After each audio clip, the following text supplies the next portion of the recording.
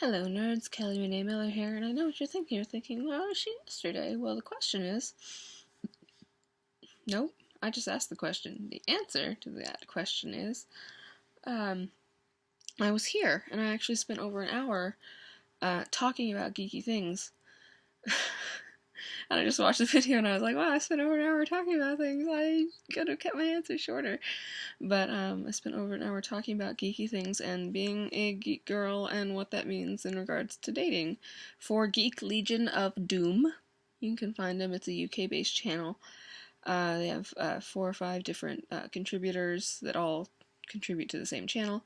And I'll link to the video in the description. They ask five of us, 5 ladies, separately, what it's like to be a geek girl when it comes to dating.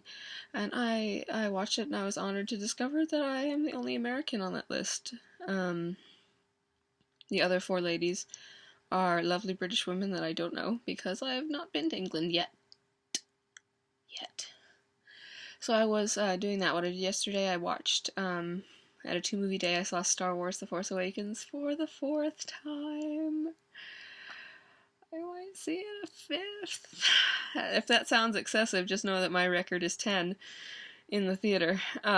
So there you have it. I'm not even halfway there yet. And then I hadn't seen Gladiator since I was young, and it might have been edited for television, or I wasn't paying attention.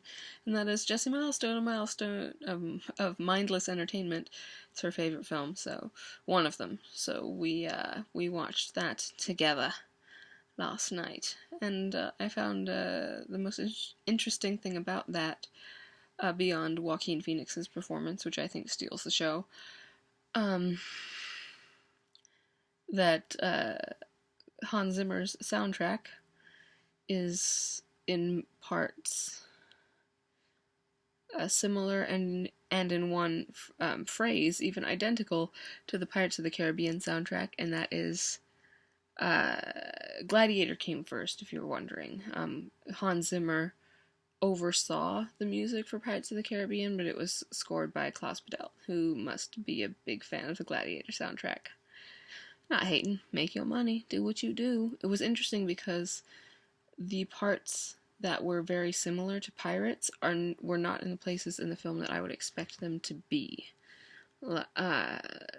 Visually, like those things weren't visually congruous to me. Like, I recognized the tune, but wasn't expecting that visual with it.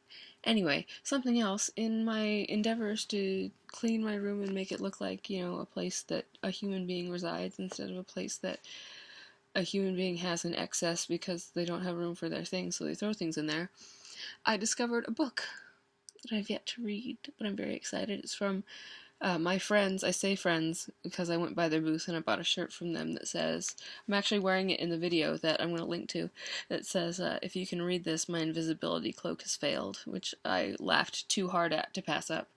But it's this book. You Might Be a Zombie and Other Bad News. Shocking but utterly true facts. The 4 greatest things accomplished while high. This is essentially a compilation of many of their list articles, which a lot of Cracked.com articles are. Their list of 5 things we do every day that are utterly useless. 7 ways modern medicine has screwed us over. 4 ways that being an asshole has perpetuated our species, like all sorts of things like that. One of my favorites was the 8 most ridiculous. Might have been 7, but they're usually between 4 and 9, 10 items long, and because each is its own page. 7 prehistoric creatures that make absolutely no sense, including one of them was an elephant that had its trunk that flattened out into a duckbill, and that's where its mouth was, separate from its face. I was going to venture at the name, but I don't remember it well enough. But if you play Jurassic Park Builder, and you get to the Glacier Park, that is one of the specialty animals that you can like either purchase or play for in tournament mode. So that was fun. So I'm linking to that, and that's what I did yesterday.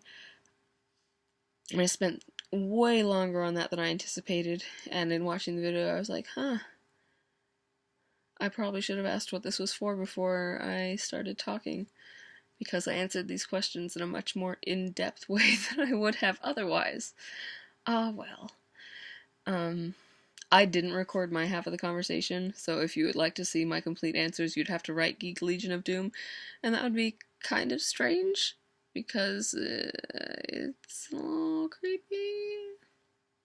Or you can just ask me, because I'm pretty much an open book. There are very few things where I go like, yeah, I'm not going to talk to you about that. Very few. Like, I can think of 1, 2, maybe?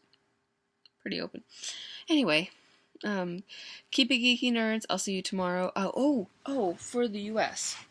I don't know about this for the rest of the world, but for the US, tomorrow and Wednesday only, so January 5th and January 6th, our Sherlock special, BBC Sherlock special, The Abominable Bride, which I mentioned I watched on the 1st, will be playing in theaters nationwide. Select theaters, but it's a pretty wide release, like AMC and Regal, and I believe some theaters in the Cinemark group, so Century and Cinemark itself, will be screening the film on the 5th and 6th.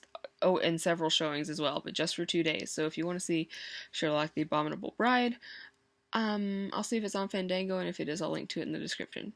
Alright, everybody, keep it geeky, continue having a happy new year, thank you, and hello to my new subscribers. Hey, what's up? I appreciate you, and I appreciate my old subscribers, or my rather tried and true subscribers that have stuck with me. Love you guys. Alright, bye.